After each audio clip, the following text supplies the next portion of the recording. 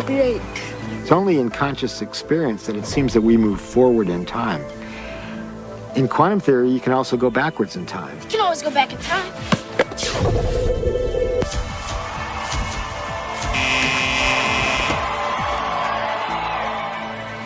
What's the matter? Remember, it's empty. How do you know this yet? I read Dr. Quantum comics. Everybody thinks it's just kid stuff, but I know it's real. That's how I do my magic on the cord. Yeah, I always choose the Wonder Boy first. He's got the weirding way. Well, Dr. Quantum says everybody's got it. Everybody's doing it constantly, each and every time you look. When you ain't looking, it's like a wave. When you are looking, it's like a particle. When you are not looking, there are waves of possibility. When you are looking, then there are particles of experience. A particle, which we think of as a solid thing, really exists in a so-called superposition, a spread out wave of possible locations. And it's in all of those at once. The instant you check on it, it snaps into just one of those possible positions. Quantum superposition implies that a particle can be in two or more places or states simultaneously. And this is a very bizarre concept and one of the hallmarks of the quantum world. Superheroes use superposition, with the world being potential strips of reality. Until we choose. Heroes choose what they want. Being in many places at once, experiencing many possibilities all at once, and then collapsing on the one. The question is, how far down the rabbit hole do you want to go?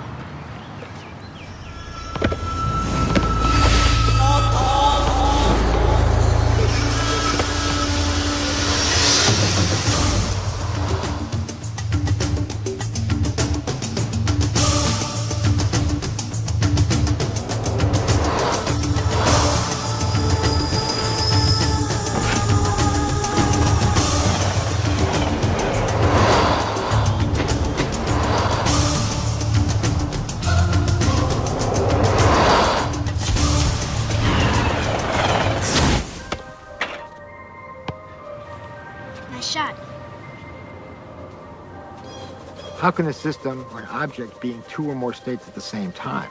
It's very easy. Instead of thinking of things as things, we all have a habit of thinking that everything around us is already a thing, existing without my input, without my choice. You have to banish that kind of thinking. Instead, you really have to recognize that even the material world around us, the chairs, the tables, the rooms, the carpet, camera included, all of these are nothing but possible movements of consciousness. And I'm choosing moment to moment out of those movements to bring my actual experience into manifestation. This is the only radical thinking that you need to do. But it is so radical, it's so difficult, because our tendency is that the world is already out there, independent of my experience. It is not. Quantum physics has been so clear about it. Heisenberg himself, co-discoverer of quantum physics, said atoms are not things. They are only tendencies. So instead of thinking of things, you have to think of possibilities. They're all possibilities of consciousness. You now can see in numerous labs around the United States objects that are large enough to be seen by the naked eye, and they are in two places simultaneously. And you can actually take a photograph of that. Now, I suppose if you showed a photograph, they'd say, oh, great, here's this nice blob of colored light, and I see there's a bit of it over here, and another bit of it. So you got a picture of two dots. What's the big deal? And if you say, well, look right in the chamber. You can see it right there. Oh, I see two things there. You say, no, that's not two things. That's one thing. It's the same thing in two places. I'm not sure that people's jaw would drop about it, because I don't think people really believe it. And I don't mean that people say, oh, you're lying, or, oh, the scientists are confused. I think it is so mysterious that you can't even understand how amazing it is. And then furthermore, you've seen Star Trek and whatnot. Beam me up, Scotty. So it all seems sort of oh, well, what does that really mean? But you've got to really stop and think about what that means, that it's the same object and it's in two places at once. And people tinker in the lab and they get angry about things and they have lunch and they go home and they lead their lives just as though nothing utterly astounding is happening, because, of course, that's how you have to go about it. And yet there is this completely amazing magic sitting right in front of your eyes. Quantum physics calculates only possibilities. But if we accept this, then the question immediately comes, what chooses among these possibilities to bring the actual event of experience? So we directly, immediately see that consciousness must be involved. The observer cannot be ignored. We know what an observer does from a point of view of quantum physics, but we don't know who or what the observer actually is. Doesn't mean we haven't tried to find an answer. We've looked. We've gone inside of your head. We've gone into every orifice you have to find something called an observer, and there's nobody home. There's nobody in the brain. There's nobody in the cortical regions of the brain. There's nobody in the subcortical regions or the limbic regions of the brain. There's nobody there called an observer. And yet we all had this experience of being something called an observer, observing the world out there. Is this the observer, and which is so intricate to understanding the wacky, weird world of quantum particles and how they react? Is this, then, the observer? In my modeling, the observer is the spirit inside the four-layered biobody suit. And so it's like the ghost in the machine. It is the consciousness that's driving the vehicle. And it is observing the surround. The four layers of the biobody suit have all kinds of sensory systems to pick up signatures from the surround.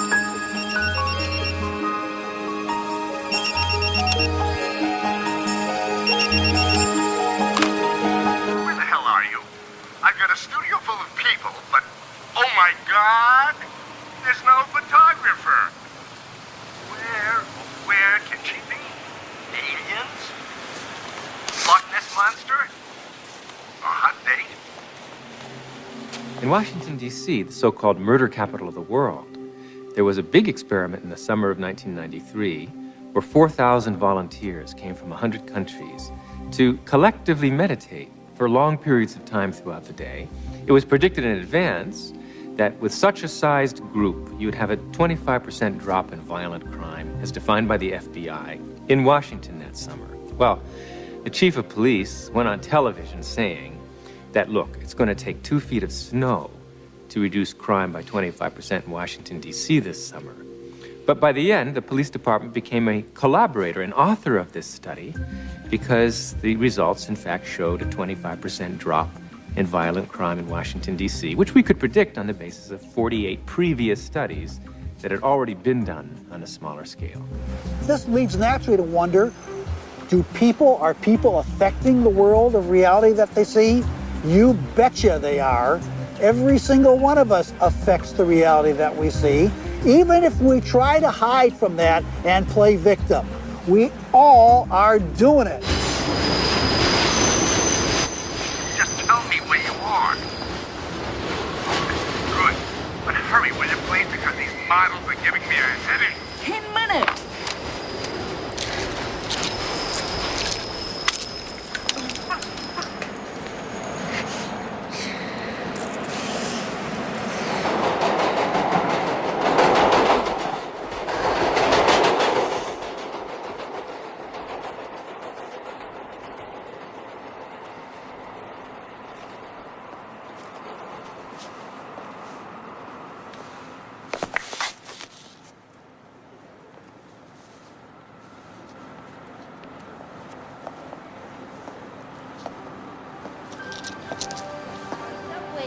announcement comes to us from Japan and Mr. Masuro Emoto.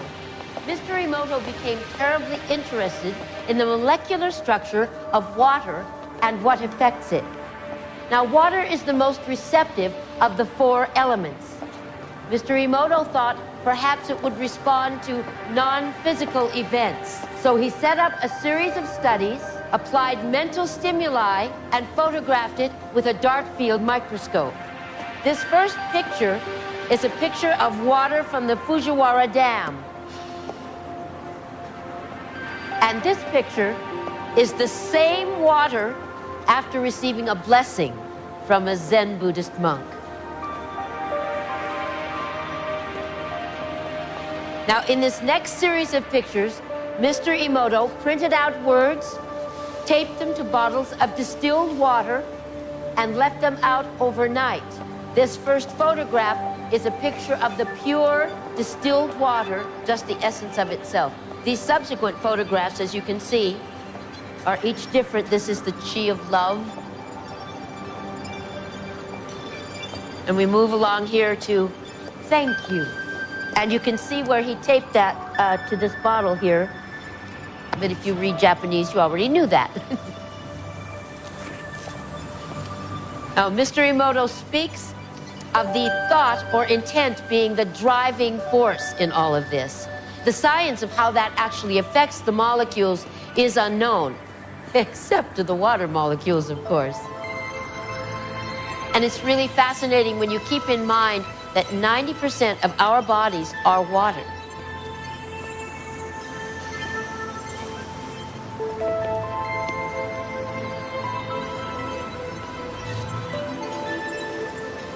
Makes you wonder, doesn't it? If thoughts can do that to water, imagine what our thoughts can do to us.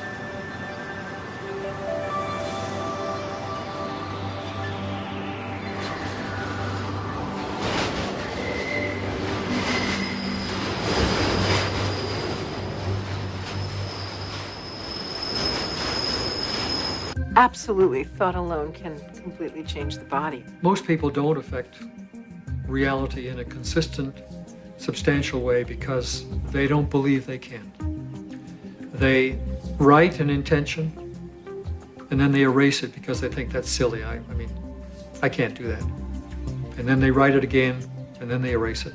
So time average, it's a very small effect. And it really comes down to the fact that they believe they can't do it. If you accept with every rudiment of your being that you will walk on water, will it happen? Yes, it will. But you know, it's like positive thinking. It's a wonderful idea, positive thinking. But what it usually means is that I have a little smear of positive thinking covering a whole mass of negative thinking. So thinking positive is not really thinking positive, it's just disguising the negative thinking that we have. When we think of things, then we make the reality more concrete than it is. And that's where we become stuck. We become stuck in the sameness of reality. Because if reality is concrete, obviously I'm insignificant. I cannot really change it.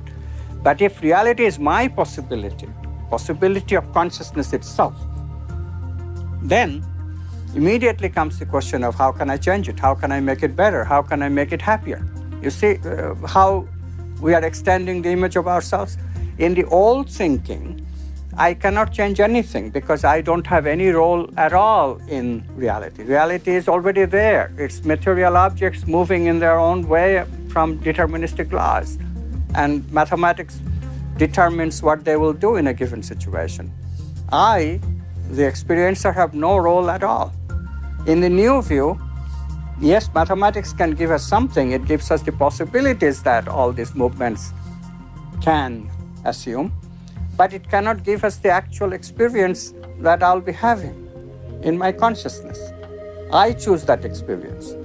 And therefore, literally, I create my own reality. It may sound like a tremendous bombastic claim by some new agey without any understanding of physics whatsoever, but really quantum physics is telling us that.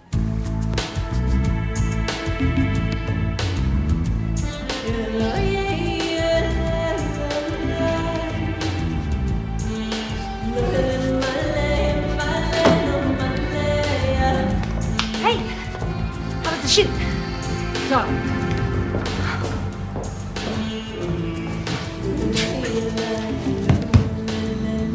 Your boss called. He's worried about you.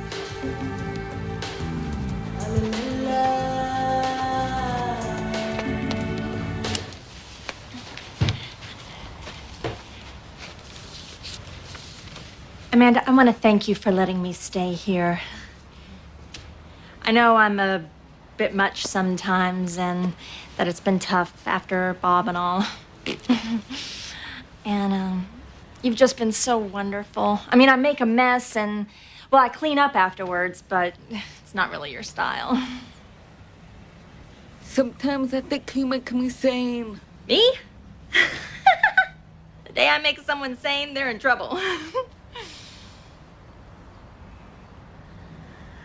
Anyway, I made you something as a thank you gift.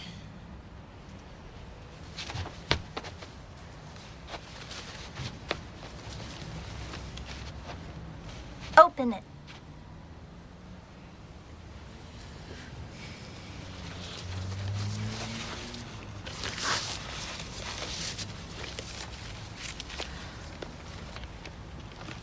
I went through your pictures and picked my favorite ones. And it took me forever because there's so many good ones.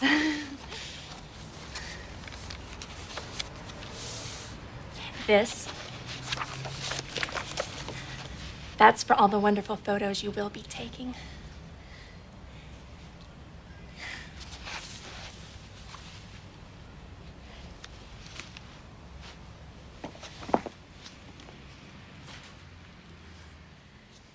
Oh. I've had a strange day.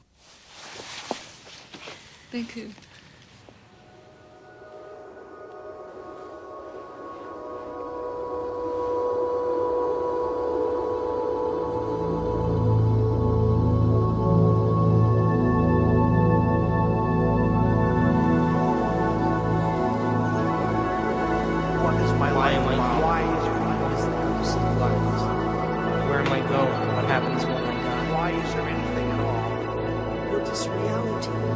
It makes you wonder, doesn't it? If thoughts can do that to water, imagine what our thoughts can do to us. Reality ultimately comes down to our experiences. Have you ever thought about what thoughts are made of? Is there a substance of thought? I guess it just depends on what you think is real.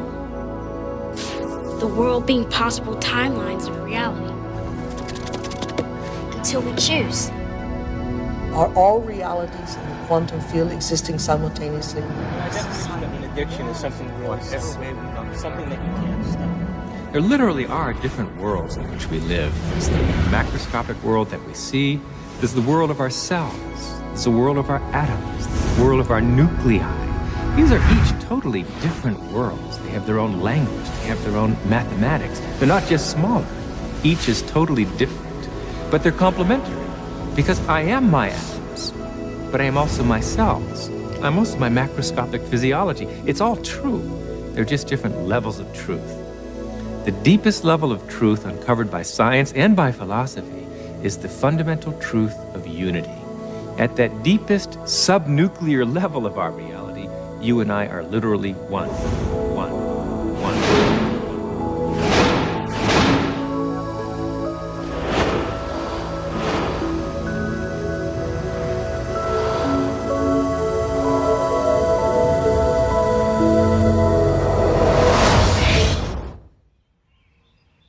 I wake up in the morning and I consciously create my day the way I want it to happen. Now, sometimes, because my mind is examining all the things that I need to get done, it takes me a little bit to settle down and get to the point of where I'm actually intentionally creating my day. But here's the thing, when I create my day, and out of nowhere, little things happen that are so unexplainable, I know that they are the process or the result of my creation. And the more I do that, the more I build a neural net in my brain that I accept that that's possible. It gives me the power and the incentive to do it the next day. In addiction, we have a supreme, beautiful opportunity to decipher the difference between our intangibility of our nobleness of character and the day-to-day business of how that character is revealed in a three-dimensional world through our bodies.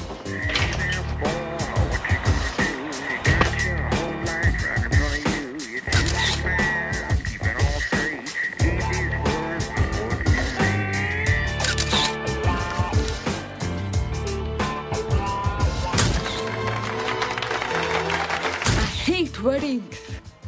And what we will learn is that addiction is the feeling of a chemical rush that is cascaded through the bodies through a whole assortment of glands and ductless glands and through the spinal fluid, a feeling that some would call a sexual fantasy. It only takes one sexual fantasy for a man to have a hard-on.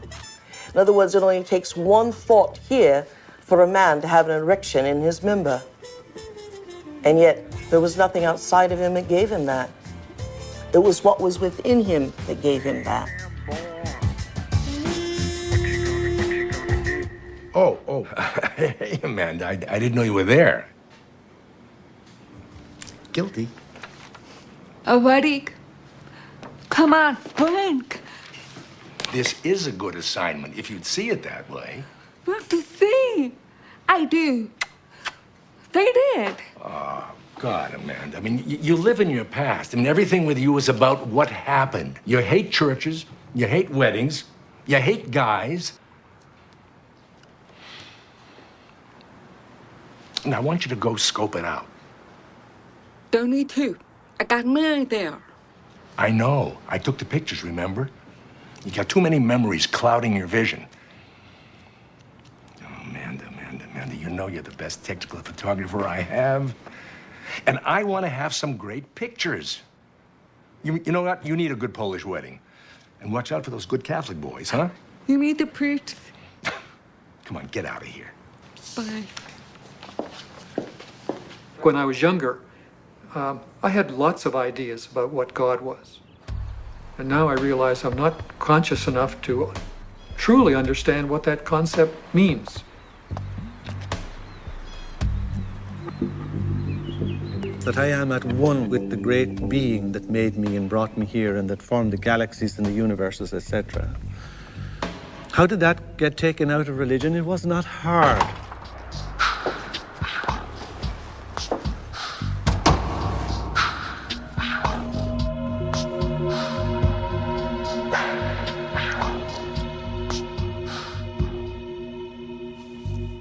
Most of the problems that religion and various philosophical movements down through the centuries have produced have been errors because that's where they started.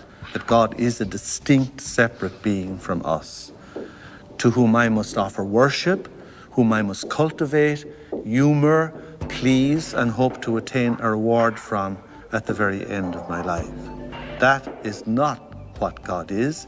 That is a blasphemy. God is such a broad thing, some parts of which, most of the parts of which that are associated with organized religion is something that I sort of recoil at and something that I think has done a lot of harm to the world, done harm to women, done harm to oppressed peoples, done harm to the World Trade Center. And yet, at the same point, we have the epitome of a great science. The closest science has ever come to explaining Jesus' interpretation that the mustard seed was larger than the kingdom of heaven. And the only science that can fit into that analogy is quantum physics.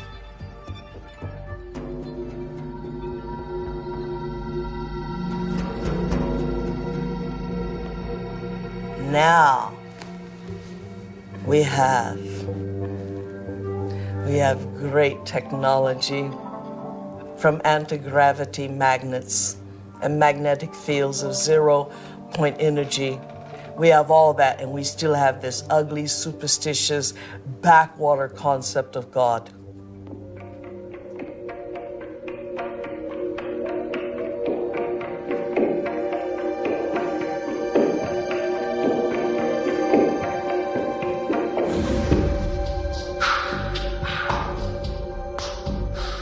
People fall into line very readily when they're threatened by these cosmic sentences of everlasting punishment. But this is not how God is. And once you start to question the traditional images, caricatures of God, people feel you're an agnostic or an atheist or a subverter of the social order. God must be greater than the greatest of human weaknesses, and indeed, the greatness of human skill. That God must even transcend a most remarkable to emulate nature in its absolute splendor. How can any man or woman sin against such a greatness of mind? How can any one little carbon unit on Earth, in the backwaters of, indeed, the Milky Way, the boondocks, betray God Almighty? That is impossible. The height of arrogance is the height of control of those who create God in their own image.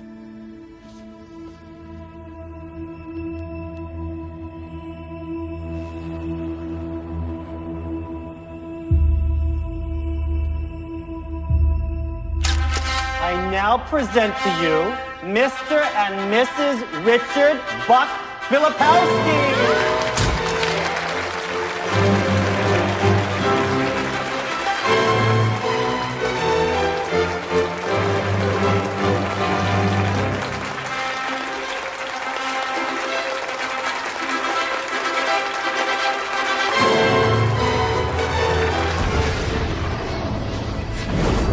Rain, when it fires its thoughts, is likened unto the landscape of a thundercloud.